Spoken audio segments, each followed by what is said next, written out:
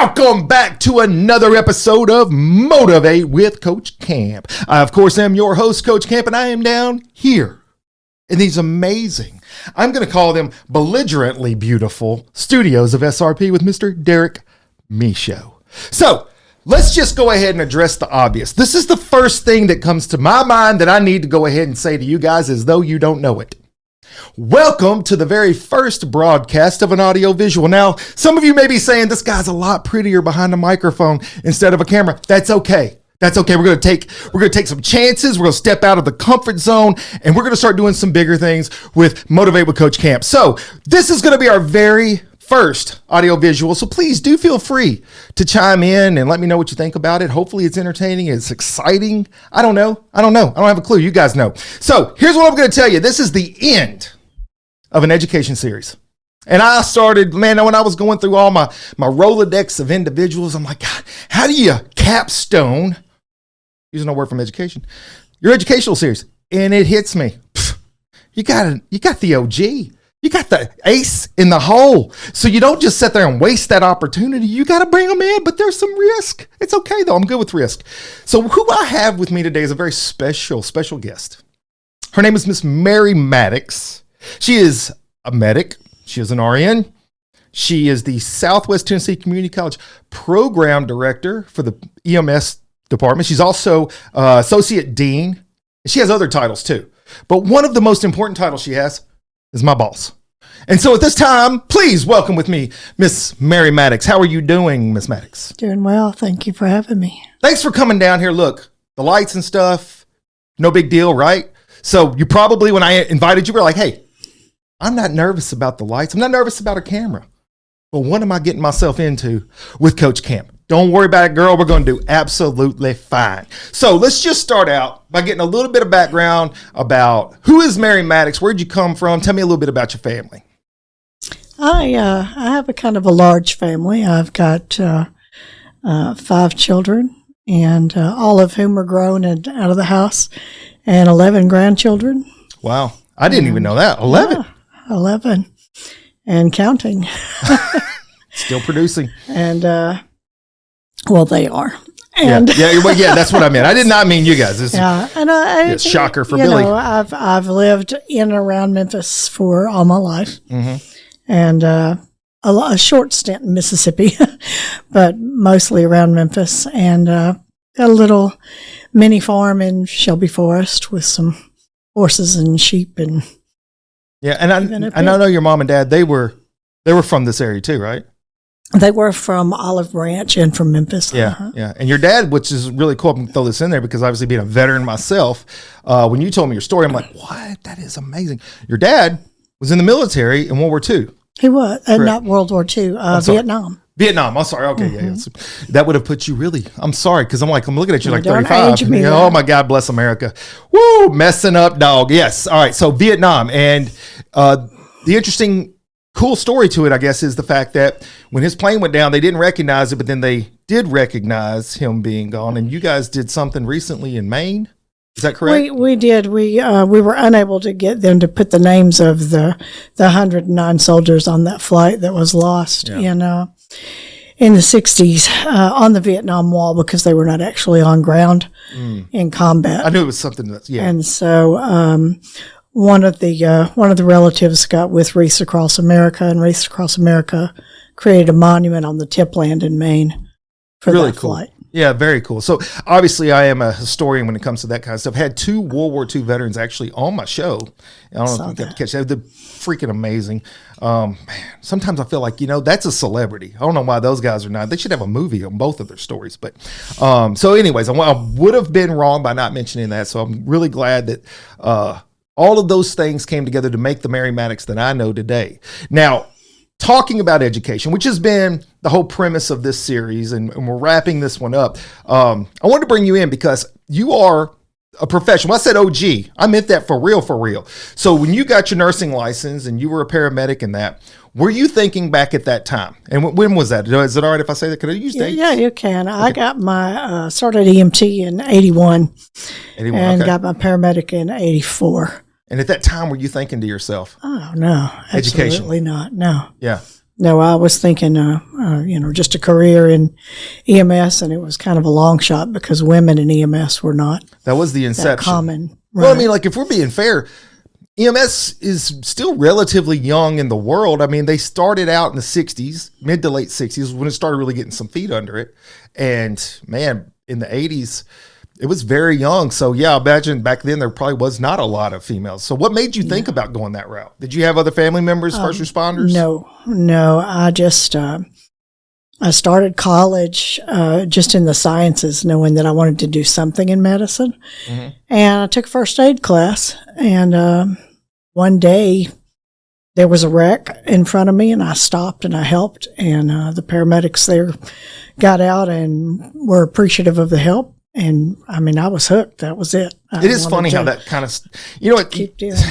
If you've not known someone or you've not been involved in it, it's really hard to explain to a person how being in a moment of crisis can excite you and make you want to do that for the rest of your life. Because a lot of people, I think it's fair to say a lot of people, that scares them to death. Mm-hmm. And that's not something they want to be a part of.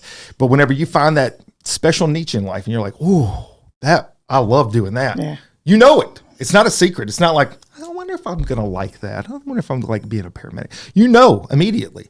So when you decided to go down that road, how many females was in the area doing that kind of thing? Not many. Like I was one of two in my class, and the females that were hired at that time in the 80s to do the job were not on municipal fire departments. Mm-hmm. Those were all male. And during the time that I was in paramedic school, there was actually a lawsuit filed against, I believe, the Memphis Fire Department. Oh, really? But that is when women earned the right to be hired by Memphis and trained as firefighters. And I did not ever work for Memphis Fire, but that was a big landmark for women in EMS. And now there's a female chief at the Memphis Fire Department. Yeah, I've been director for I don't know how many years now. Yeah, it's common. It's fairly commonplace, really, if you think about it. You're right. So not just come a long ways, but I mean, so much has evolved, right? So it's not just back in those days in the 80s.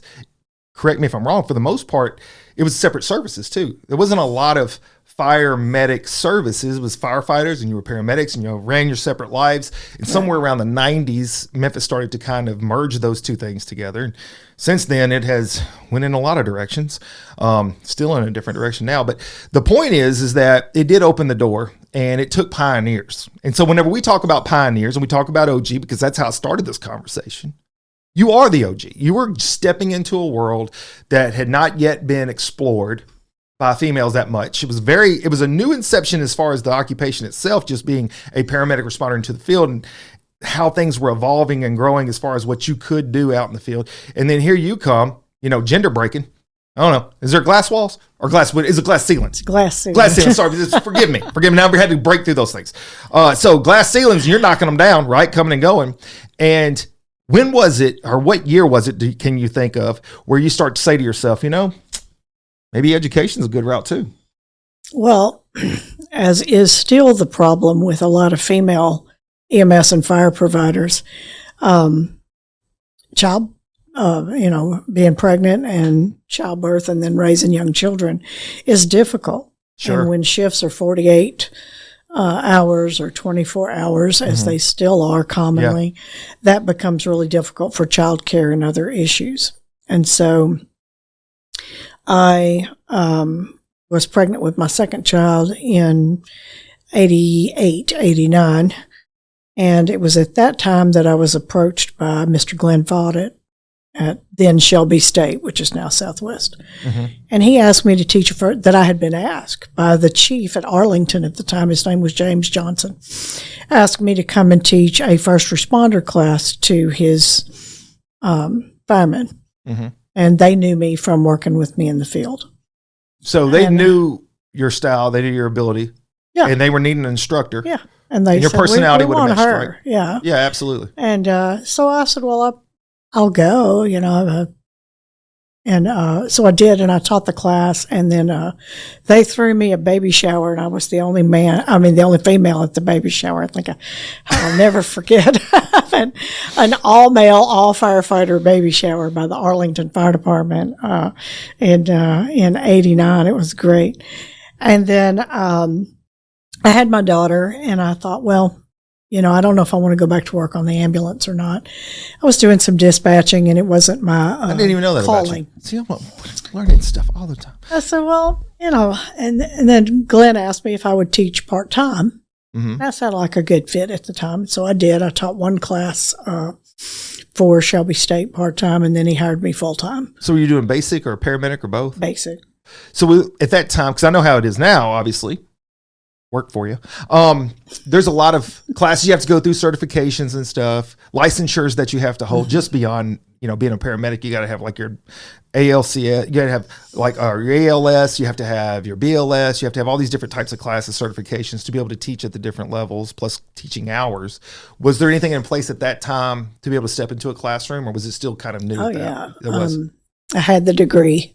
Okay. The associate's degree at the time. And I had, we had a 40-hour class that we went through with the state. Yeah. And then we had we actually had to stand up in front of the state consultants and do a practical demonstration. And then we had to teach a lecture section for them. Okay. And get rated on that and to be approved. So it's like performance-based even. Basically. Wow, yeah. So, because I've seen Glenn Fault's paramedic book. It was roughly the size of this. I think it was like this big. Things and have changed his EMT number was 3. Yeah. I think so. A lot of things have changed since then, right? Yeah. So there were some certifications coming in play, and so when you start to step into the classroom, was it kind of the same thing as it was for you whenever you arrived on the first scene? Was it like magic? You're like, oh, I love doing this stuff, or was it something that you just kind of had to grow into? You have to grow into everything career, I think, but I did love it from the minute that I started. Yeah. And I became a better and better and better provider the more that I taught, because I cared about what I was teaching. So I would go and study what I was about to present. Yeah. And I would learn. Mm-hmm. And then I would go and teach what I had learned along with what I already knew and what I had experience with, and just got better and better. And so the more I moved up in the ranks from teaching basics to teaching medics, which is about 5 years in between those times, the more I studied and the better I got. At what point in there did you get your RN? I didn't get my RN until 2013. What prompted that moment? A lot of paramedics, male and female.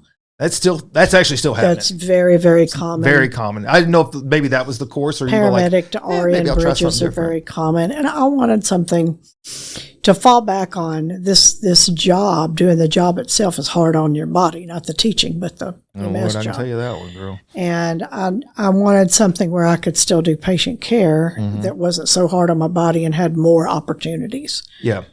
So that was whenever you went to RN, you thinking about going to be a nurse, but you ended up, you never actually went on full time as a nurse somewhere, right? Yeah. No, you ended up staying in the as educational soon as I path. got my degree, my bachelor's degree, I got my RN in 13 and then the BSN in 15. Mm-hmm. And Mr. Fott had approached me and asked me to be the program director. So it kind of just fell into place. It was immediate. Yeah, because you weren't looking to do that at the No, time. Not really. You were thinking about going to the hospital or somewhere, I was in a master's. I had been accepted to the master's program for advanced practitioner nurse. And then he asked me to do that, and I made a choice. Yeah. So it's a fascinating connection, nursing to medic, because the truth is, yeah, they're both medically trained and they have a lot of the same knowledge and understanding of pathophys and all that. But in the end, being a nurse, and obviously there are so many areas in nursing that you can go into, and medic is kind of pretty consolidated. You can get on a flight wing, you can do wing, or you can do transfers, and you can work 911 service, but there's very limited nursing and everything. OB, neuro, it doesn't matter, all of it. What do you think helped you or hurt you getting a license as RN and then thinking like a medic? Because the thinking process is very different. Mm-hmm. The approach to a patient care. So I have a lot of friends that are nurses and medics, and I know what they tell me, so I'm just curious what you would say. Yeah, it was humbling and enlightening to be in nursing school. It's a totally different education. Yeah. Totally different way to look at patient care. Totally different look at medicine and patients. Short term, basically when those doors shut on an ambulance, you're a mid-level practitioner. Yeah. And you are not recognized as such, but that's what you're doing. Yeah, you really are. As a nurse, you're relying a lot on orders, and yet you've got to think on your own feet. Yeah. So I think being a paramedic really helped me with that part of nursing, that a lot of nurses may not have that experience of teaching, of thinking on their feet, but that the medics don't have the long-term view of what the aftercare. Happens. Yeah. Once you've done these things, what's the next steps? Also, like the community health and the in-depth pediatric care and the teaching. Nurses are taught to be educators from the beginning. That's interesting. And I did not realize paramedics that. are not. Yeah. And I would really like to see more patient education pieces be brought into EMS because it isn't there. But unfortunately, in the curriculum, there's not a whole lot of time to put extra things in, as you know. Yeah. No, definitely. You're doing everything you can to get the information you have to get in the time that we're given. Yeah, so that is good because obviously you did not need to have, well, I'm going to back that up. You do not need your RN to teach paramedic school. No. Apparently there was a requirement, though, to be program director. Is that or no? No, bachelor's degree. Bachelor's degree, okay. Paramedic. Yeah. But it is an RN role according to Okay, that's what I've heard before. It can be an RN role, yes. Because I think, though, that having both does give you that wide perspective because not only, like we just mentioned, not only do paramedics a lot of times cross over, but then you, especially when you're in a classroom, you're able to give some more of that in-depth understanding of these are the things you're doing. These are the things that happen to a patient after the fact. And, as a paramedic, you're absolutely correct. You don't think about the repercussions of some of the meds maybe we give in the field, how much of the meds we give in the field. As a paramedic, you're just thinking about that moment. Get them to the hospital. If they're alive, you win, right? As a nurse, obviously, that's not the case because now I got to get them home. That's when I win, is when they get to go home, right? So that long-term care perspective, and I do think that all that plays into your education. And it plays into the balance of what you're able to do as a program director, which we are going to go down in just a second. But I got to say something. So I got to tell you the story. So when I have opportunities, I have guests on, I get excited. Sometimes we have this history, right? Now, I did not know you formally until about 8 years ago. When I started, almost 8 years now. Can you believe that? I've been working now for 8 years. How you doing with that? You all right? Yeah. You're holding up all right? Just making sure you check it as a family check, checking in on you, girl. So about 8 years ago, I get to know you. I knew of you, but didn't know you because I actually went to school down in Mississippi, which, by the way, was a female program director, Miss Brenda Hood. Prop. She did a great job. Loved her.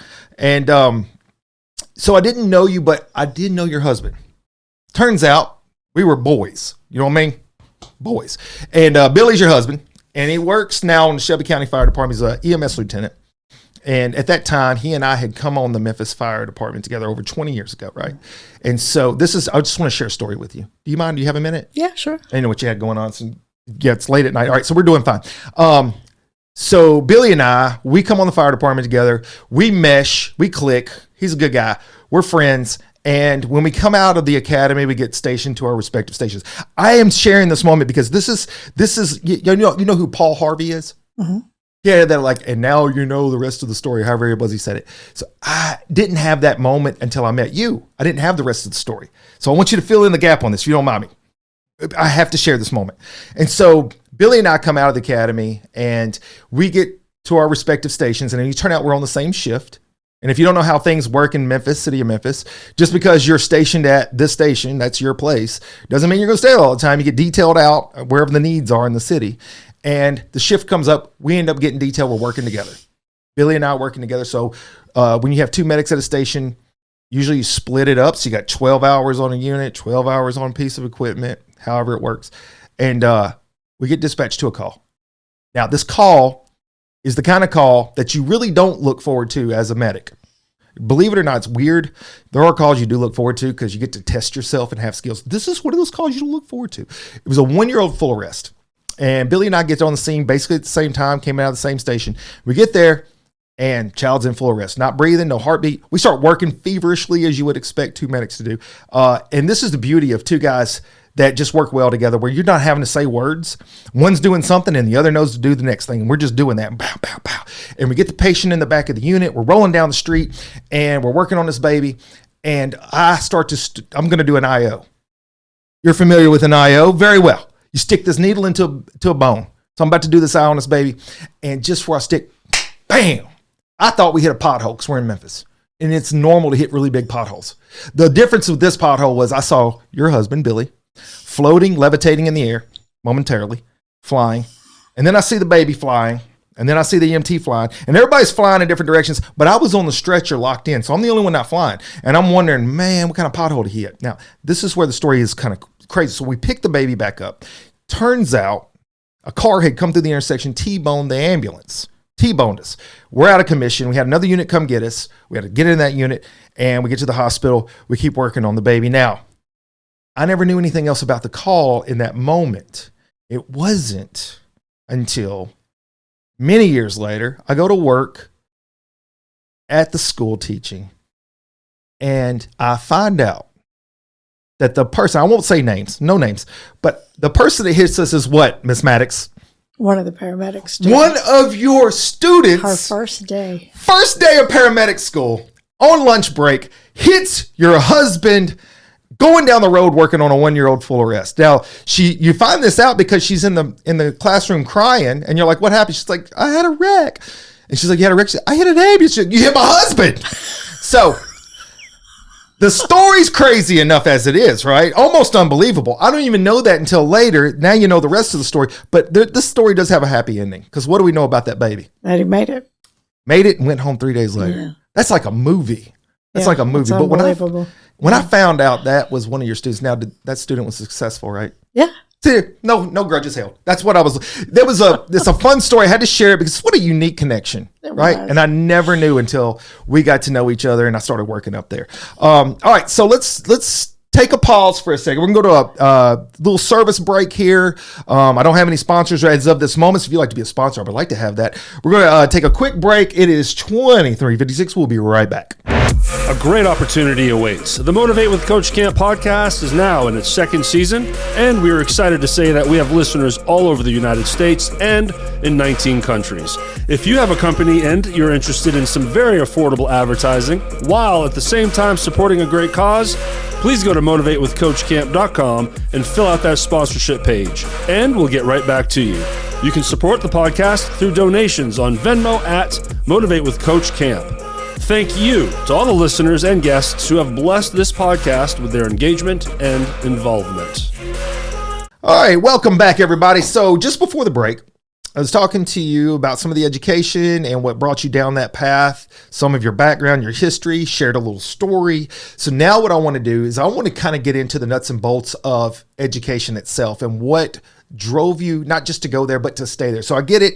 You had a program director leaving, and you had an opportunity because you had positioned yourself, just so happened at the right time, at the right place, and this moment's in front of you. So what is some of the inspiration to go towards program director? Because that is a very different job than being in a classroom teaching, obviously.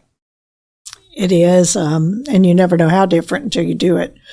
But when I was first asked to do that, it was really kind of a sliding door moment, because I could either embark on an entirely different career, or I could stay and better the career that I had already spent many, many years working on. You're at a fork in the road, literally. And so, I thought, well, I can be a nurse, practice nursing while I do this, or at any time in the future.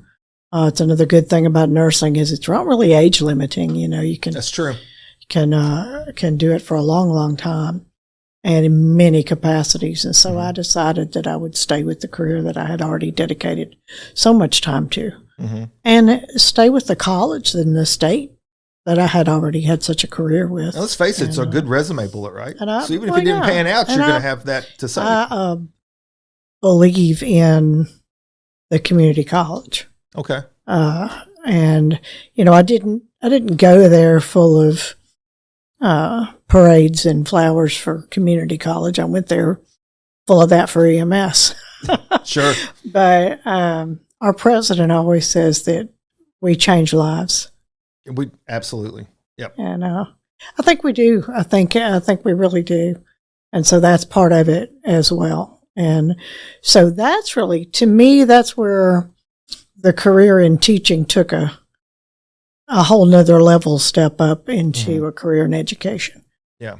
And when people now say, well, you have a career in education, I'm like, no, I'm a medic, but I still have a career in education. Sure. So I guess I have 3 careers: medic, RN, and education. But it's Absolutely. all the same. You got a lot of hats: program director, it's all the associate dean. same. So the program direction was not planned, but I grew into it, and I've learned a lot from it. And now I do site visits to go to other programs across the country and see how they do things. And I've learned a lot about the accreditation process and about being a program director from doing that. Yeah. So, because there's no manual, and there's no exact prescription, or training for that, because every program is different. That is, and that is accurate as well. So when you went into that, obviously you have a pretty diverse background, but at that time, was there some things in your mind? Because it's hard to know. Maybe there was, maybe there wasn't. That's why I'm asking the question. But it's hard to know when you go into something like that if you're going to have a vision. So did you have an idea of what you wanted to bring to the table, or was this kind of like you had to figure it out as you went? Because it sounds like it was kind of sudden that the opportunity presented itself. I'm going to say both. Yeah. Because I knew it was a surprise that I didn't know a lot about what the program director actually did. But I knew that we would benefit from some organization and some time management and some cohesiveness. Everybody, and I knew from being an employee, everybody was kind of doing their own thing. So I spent a lot of time streamlining so that everybody was on the same page. And if you went to an EMT class on one campus, it was the same as it was on another one. And it was all following the same curricula, same syllabus, same outcomes. Same thing with all the levels of training. We had just started advanced. Okay. The spring before the fall that I took over, we had started. So it was 15, one semester old. Yeah. When we... And I kind of feel like I came in on the very front end of that stuff. So I got there in 2016. And that to me, it's still growing. So it was a work in progress then. Everything was, of course, I think everything's a work in progress, but it definitely didn't have a foundation, a strong foundation of anything. So it was brand new. Yeah. We had also just started a new, in Tennessee, we had a new common course library where across the state, everybody was teaching the same classes. And the idea was to be cohesive across the state. So my vision was trying to bring that to Southwest and make it work. Yeah. Well, I think we have. I think I agree. And I think that speaks also to your character of not being afraid to take a chance on something. I think a lot of people, I speak generalizing sometimes, but I feel like a lot of people can find themselves having trepidation to step into an area that they're not familiar with because they can see all the ways they could fail. And they can never see a vision for how it could be successful. And for a person to have that confidence and just be brave enough sometimes to take a chance, they miss out on opportunities. And so this was an opportunity for you. It was a big opportunity, in my opinion, and you stepped into it. And, at what point did you feel like you were starting to kind of get your legs under you? Because anytime you start something new, especially if you didn't have a strong understanding of what that is, it takes a while to develop. Yeah. So when did you start feeling like you kind of caught some traction with that? Probably 3-4 years. Yeah, it does take. That's normal. That's normal. Let's look at me. I get it. Coach Camp. It started with my phone on a garbage can. All right. I didn't know what I was doing. I don't know that I know what I'm doing now, but it does take time. It takes time to develop. And plus it takes some time to have some history behind you where you can reflect and say, well, I did this well, and I need to go away from this. You always got to kind of like evolve, so to speak, of everything that you're doing. And one of the things I want to speak to, and I'm just going to say this because I can, I appreciate your flexibility, and hearing some of your background right now gives me a little bit of a peek behind the curtain as to what built that person that you are. To be able to handle, because let's just face it, in EMS, and this is one of the things that I tell my students all the time, is we're in a career field that you don't have the option of I can't. I can't is not in the vocabulary. Never can you pull up on a scene of a bad wreck and be like, "Ooh, that's ugly. Good luck, guys. I mean, I've got to go back. There's nothing I can do for that one." You got to get them out. You got to figure this thing out.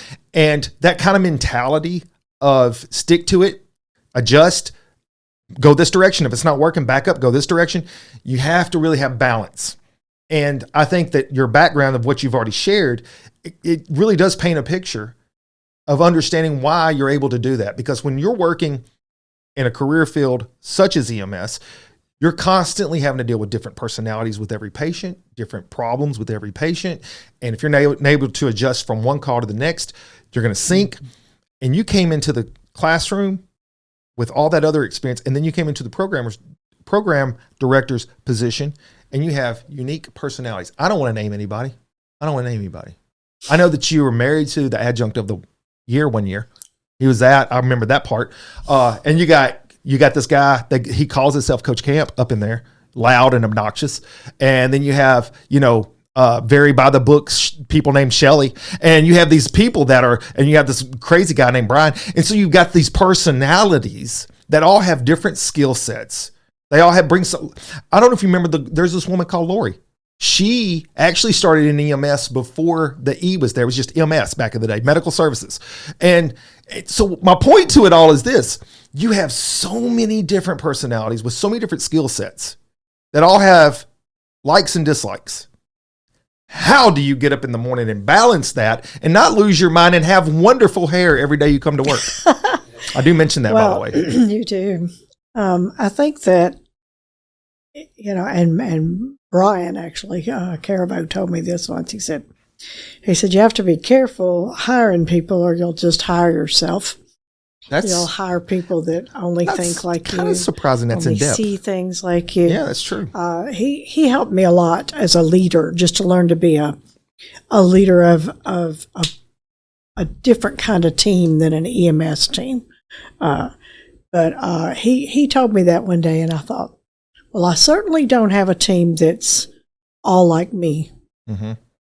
But when I went forward and added to it, I certainly didn't. I remembered that and listened to that because you can't hire yourself. Yeah, it's pretty insightful. I mean, to encourage diversity is to encourage challenging the way you see things. Right. I mean, it really is. And when I say diversity, I'm referring strictly to diversity of thought. The idea that a person can do something differently than the way you would do it, but it's not wrong. And if you go down that path where everybody does the same thing, if it's working, that's great. But if it's not, there's nobody that's going to want to change it. Absolutely not. And then the other thing is just not being adverse to change, trying to understand that things are not always going to be the way you think they are, or they're not always going to work the way you think they will, or they're not always going to be as bad as you thought they would be. Yeah, there's that part. And giving people a chance, understanding that everybody started out somewhere, and trying to remember, how bad at something I might have been at one point in time that I'm great at now. And it's hard to remember sometimes that everybody's a rookie at some point and got to have a chance to grow and learn and understand things a different way. To have that ability for that reflection, though, that takes wisdom. That's beyond conventional education. That's beyond your normal train of thought that you could, pay attention to yourself. But to be able to pay attention to something like that on a broad spectrum, especially for others, that's a personality trait that I think was there for you for a long time. I mean, I don't think I have to. It's not a stretch to say if Merry Mattix would have taken over the program director's job at 28, you would have handled things the same way. I mean, people have to grow and they have to experience stuff. So I can tell you this from personal perspective. And look, you think somebody's taking a chance. I brought my boss on a nationally syndicated show. That's taking a chance, y'all. I can say this for absolute fact. You are one that I have really embraced and looked to as a mentor because you are somebody that can set genuine expectations for a team, because I'm all about teams. It's in my name, Coach Camp. I'm all about teams. You can set the expectations, but you allow the uniqueness of the player to shine. And that is what you've done for me anyways. And I feel like I see that with everybody. You don't try to hedge off certain types of personality traits. You know that if you tried to restrain me to straight-laced, sitting there like Ben Stein, talking in front of a classroom, ain't nothing going to get done. I'm going to fall asleep on myself. So you got to allow people to kind of have their own little style about them. And you do that as long as they stay on the course that they're supposed to stay on. That's tough as a leader. That's tough as a leader because it could almost feel like a loss of control. I'm speaking from personal perspective of coaching. Like if my players ain't doing certain things certain ways, I feel like they ain't getting the job done. And it took a while for me to get older, wiser, and realize, oh, they're actually putting the work in. They're just not putting the work in the way I wanted them to, but they're getting it done. And that's the important thing, right? So I think all of that stuff is important. And now I want to go into another line. If you don't agree with that, chime in and be like, no, you're an idiot camp. Let me give you some real answers. So don't feel like you gotta, my show is very open. I have had all different types of people in here, and not everybody loves me, but it's all right. I love them. So I want to talk about this real quick because we're talking about education. And the one thing that we can all say about EMS, but we can also say about education in general, is that while some things will stay a constant, like a verb will be a verb. All right, I get it. A comma needs to be in a comma place, whatever. But things change the way that the delivery is, and then ultimately the way that it was delivered. In EMS, there are probably job or career fields beyond medical that evolve. Maybe technology would be that. But I know in EMS, it is changing so rapidly. You cannot sit back and be comfortable and think, oh, I've got it down now. Because what you are teaching someone and you've been taught today to show someone, in 5 years, they'll be like, don't ever do that again. You just killed somebody. I'm like, because that's how it's changing. So how do you wake up every day motivated after all these years in this thing and you constantly see the changes? What is it that keeps driving you? Well, because if we don't evolve in medicine, things don't get better. And I think that we're always aware that this needs to change. Like there's a couple things in my mind right now that I can't wait to see go away.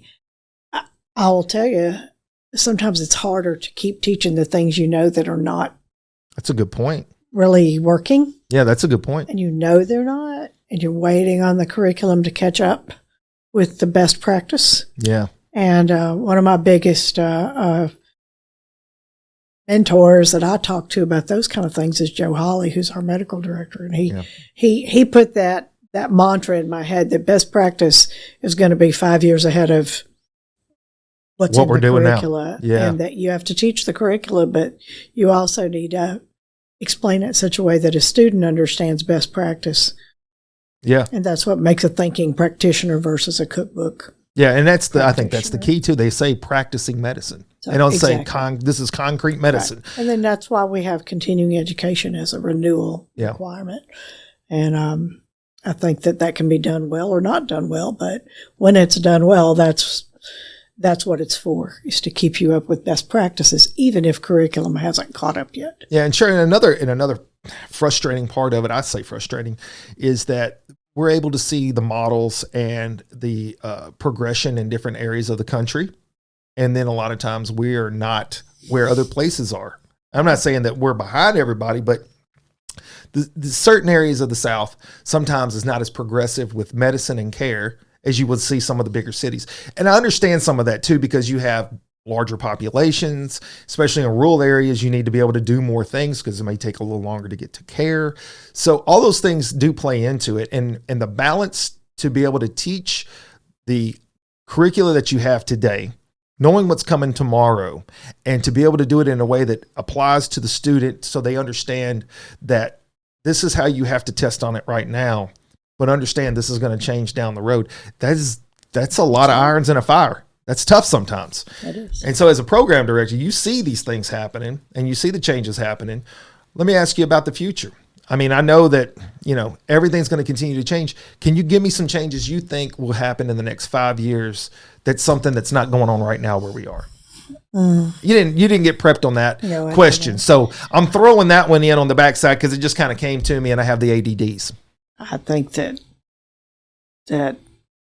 it will just continue to evolve. I think we'll see some medications go away and and some new ones come on board, just like you and I have in our career. I think we'll see equipment new devices. I think we'll see. I hope we see some time-consuming devices go away. I think we'll see. I think we're going to actually see some more like technologies. Japan, for example, they wear headsets, and there's virtual reality with medical control instead of just radio transmissions, so that physician can actually see what they're looking at. But they know that they trust that person to have the skill to carry out whatever they say. I think we're going to see more specialty hospitals. It's interesting, but then I go to other parts of the country, and there's 2 hospitals. I think we're spoiled here in the Mid-South with this big medical complex in Memphis, and I don't think we know it until you go out and you see other programs that are hospital-based with 8 paramedics graduating a year, and there's not enough jobs to go around because there's only 2 ambulance services and 2 hospitals, just for an example. Here, we can't turn them out fast enough to get them hired. Yeah. So it's real different, and it's a big education to go out there and see what's going on. It is eye-opening, and I think that goes hand in hand with the whole lens factor, right? So not hiring people that are like you, but then also the same thing is not to see the world through the lens you have in your local area, because things can be vastly different from one part of the country to the next. And the reason why I like to ask that question and pick the brain of experts, and by the way, if you didn't, you're an expert. You're the OG. That's called a callback. I know you came to my first comedy show, complete bomb. I get that, but I do like to try those things. So that's a callback. I asked that because it is fascinating, because I'll look back on stuff, and I had Gary Ludwig on my show some months back, and I asked him, and he threw out some very interesting thoughts, because it's hard to predict what the future is going to be. But like, one of the things that stayed with me was, he's like, I feel like that ambulances and fire trucks are going to drive themselves to the scenes, and you're going to be able to do maybe even some surgical procedures, light surgical procedures on the scene. So it's like, it's very advanced, crazy thinking, but at the same time, is it crazy thinking? I don't think so, because if you would have told somebody they would have had a computer in their hand that they could take videos, pictures, and do all kinds of other stuff that they put in their pocket back in 1975, you would have probably been told that you were a witch doctor. Right. So, that is crazy stuff, but at the end of the day, man, that's what's happening, right? So the technology is constantly evolving, which is why I kind of use that as an analogy to medicine, because medicine is constantly evolving. Now, I want to hit on a couple more things before we wrap up. So I know the nightmare that took place. I want to know from a program director's perspective, because, even though obviously we're in communication during this time, but what was it like being the leader during COVID? Because that, from an educational perspective, people think about the medical perspective, the hospitals being swamped and all the other resources being stressed to the max.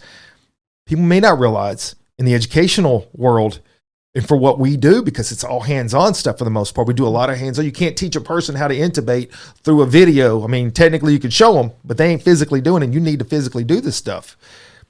That was a lockdown that affected the medical world. Yeah.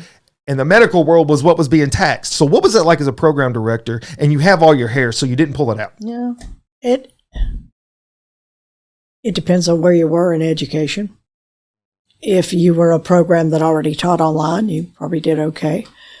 In Tennessee, that's not allowed for initial EMS education, and so we had no experience with it. Fortunately, we were using not an online, but a digitized learning management system. Mm-hmm. And so it was an easy transition, technically. It was a tough transition for the instructors. But Southwest was one of the most successful programs. Really?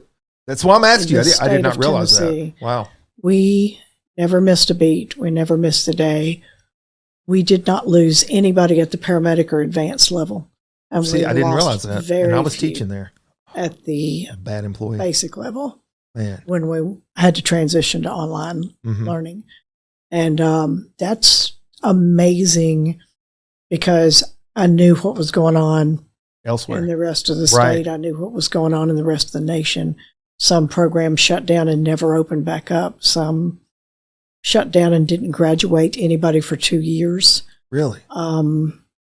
There was a lot of, I just visited a program that didn't graduate anybody for 2 years because of COVID. I mean, it devastated the whole education system. And other levels of education, it did a lot of damage too. And we're still recovering from that. And it did a lot of damage at the high school, middle school, and high school levels. And we're seeing that. Sure. A whole new kind of student coming into the college classroom that we've got to learn to meet where they are. But for EMS people, it's like, well,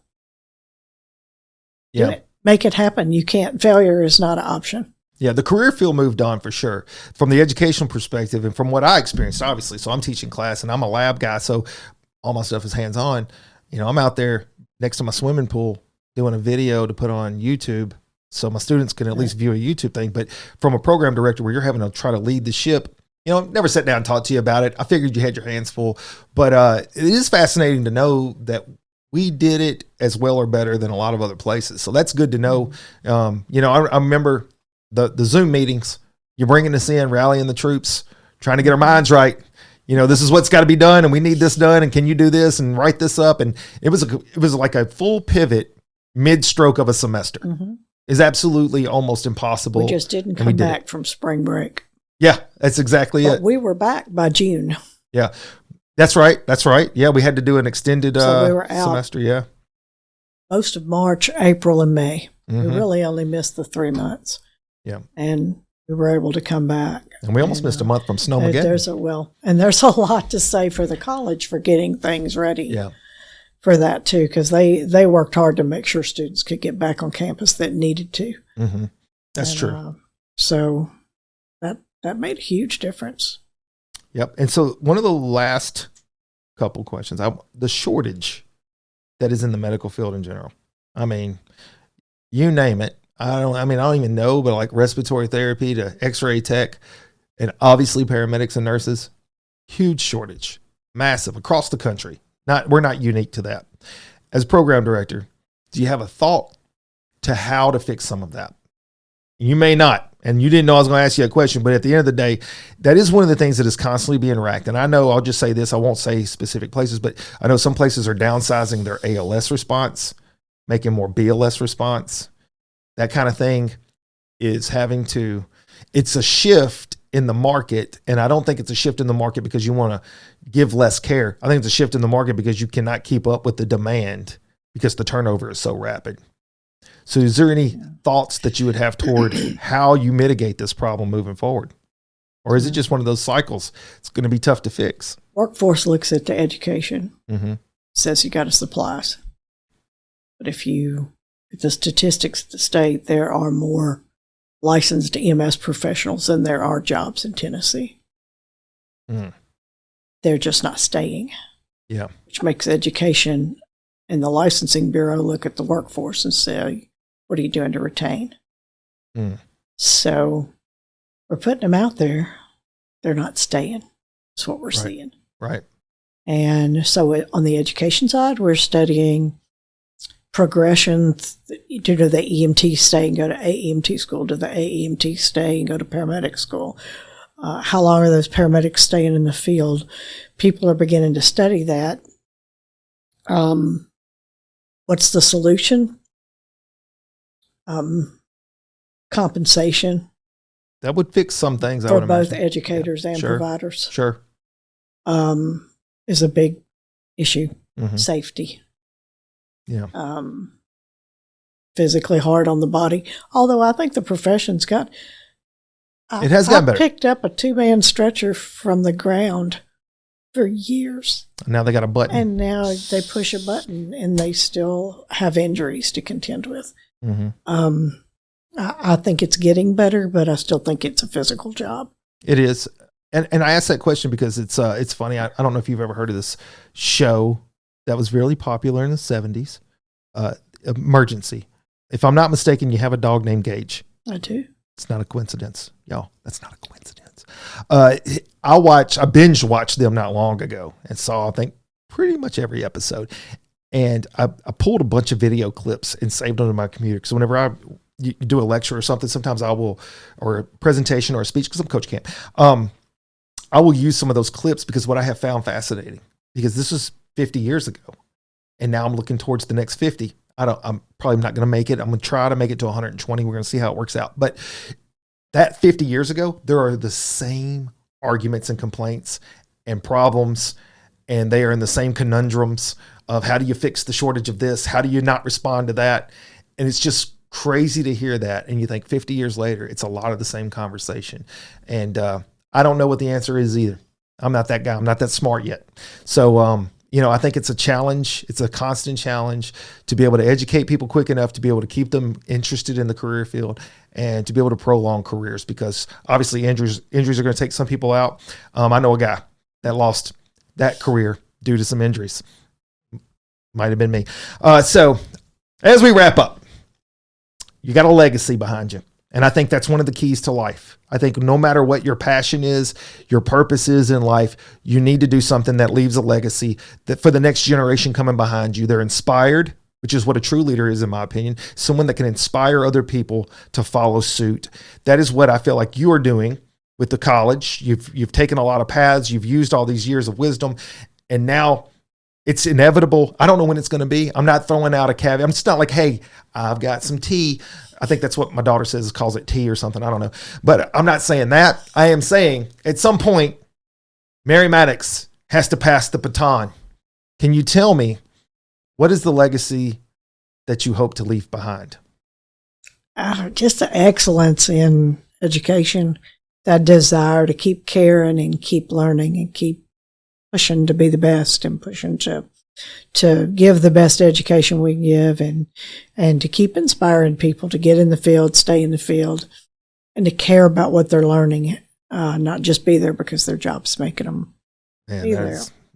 That is profound. We work on succession planning every day, whether we know it or not, and I think we've got some good people in the wings that can continue that legacy, and I hope that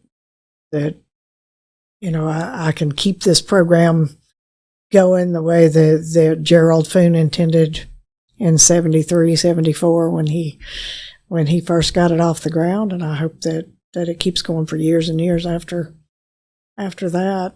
Yeah, I think it will. And I think that you have laid a great foundation for that to take place. And, if I'm at the college, I'll probably be fired immediately. The day you retire, I'll probably be like, all right, so we had some pink slips we're handing out. This one's yours, Mr. Camp. And so that's probably going to happen. It's fine. But if I stick around after you're gone, I'm going to name my classroom after you. I'm just letting you know that's part of the legacy. It'll be the Merry Mattix classroom. So that's one of the things I feel like whenever you've made your stamp in life, there has to be something named after you. So what will be your next step? You ain't got to answer that as like, well, next year. Like, what do you think is in the cards for Mama Mattix? Well, I just had some succession turnover with becoming the associate dean and letting somebody else take over the reins of department chair. I think eventually somebody will take the reins of the program director. How far will I move forward in this associate deanship? I don't know. We'll have to see what the future holds for that. That's so new that I'm still learning what that means. Mm-hmm. But it's definitely a step on the education career side, but already just in a few weeks, it's been real eye-opening how, just seeing how things run behind the scene at the college. But if the college doesn't run, the program doesn't run. If the program doesn't run, we don't put out graduates and EMS professionals. So it's important. It's just a totally different view from a different floor. Mm-hmm. And so I don't know, but I would say that as I learn more about education management, and education leadership, that you think there may be a path there for you? There's a path there. Smoky Mountains ain't calling you yet? They always call. They're always calling you. Call me. Yeah, and that cabin's out there hanging out. Yeah. It's like, hey, come on out here. Yeah, we've got a glass of wine for you. Yeah. Well, here's what I know. There'll be retirement. Yeah. So this is the analogy I use. Of course, being a coach is what I do. This is the analogy that comes to me. When a person is competitive, when a person is driven, when they have gas in the tank, man, it's hard to just let it go. I once saw Brett Favre retire and come out of retirement. I think it was like 75 times. It's absolutely tough to let it go. I don't think that there'll ever be a moment that you're not involved. I feel like as long as there's gas in that tank, somewhere, somehow, you're going to have that voice and it's just going to be elevated. I know big things are still in your future. I see that. I see that coming. I don't know what capacity and where it'll be, but I know that you have left behind an amazing legacy at Southwest, and I do appreciate you not firing me all these years. So as a last thought, do you have any final thoughts from my people out there, from my listeners, anything Merry Mattix wants to just leave on the table? I just want to, encourage people that listen to get, if you're thinking about a career in EMS, come on and come and learn it for now and keep it for life, because we need to have, we teach people to save lives, but we don't teach people to stay in this for the sake of it. And so I really like to encourage people that are thinking about this career to not just think about it, but make it permanent. Yeah. You don't have to stay in it for a couple of years and then go be a nurse to be worth something. That's true. And I don't say that to take anything away from nursing, obviously. I just, I think one of the reasons that happens is people don't feel like there's a worth enough in this business. And I don't know how they can do that if they've done the job at all, but it's there, and it's definitely a good lifetime career. It doesn't have to be a short-term career. Absolutely. And it'll leave you with a lifetime of fulfillment. It's not a secret. If you've done this job at any point or you know someone that's done it, it's not 24/7 straight to it, but you know what? You have those moments. I want to encourage people that are thinking about education. Come to Southwest. It's your best choice. Come on. I get $5. I think Dr. Hall said I get $5 every time I say Southwest, your best choice. Right. $5. I just think that some paramedics, instead of, there's nothing wrong with going into another type of healthcare career, but there's also nothing wrong with a career in education. Absolutely. And I think you're that's giving the next back step. and hanging on to the original idea of the career that you started with. So I remember a saying that said, those that can't teach. And I'm like, that's one of the dumbest sayings I've ever heard in my life. I would say those that did it best should teach. And that's where I like to see myself. Well, Mama Mattix, thank you so much for coming on the Motivate with Coach Camp show. I know you came all the way down from Millington. You're deep up there. We got work tomorrow. I promise I won't be late because I won't suck. But thank you so much for coming down and sharing some of your educational background, some of your motivations. And I know that the crew out there that's listening to this, and I have an amazing listening audience. They have enjoyed this episode. I have no doubt about it. And I want to talk to you guys right now. So I want to ask you to please tune in, click, like, subscribe. Let me know if you like the video thing. I don't know that it's going to change, but I still would like to know that. Every single week, I'm looking forward to seeing you guys. I hope you're looking forward to seeing me. Continue to tune in. And until next time, Coach Camp out. I love the chase and the hunt, and I set the pace when I'm running. I always take what I want and I always give it 100. Don't need a bank, no, I'm funded. Play the game like it's nothing. I'm always thankful for something. Don't take for granted, stay humble. Now wake up, it's time to look at the enemy. Look in the mirror if he is no friend to me. It's not working out, maybe it's the chemistry. It's time to break up so I can make a better me. Better believe in your mind, cause it's everything. You can mold, shape,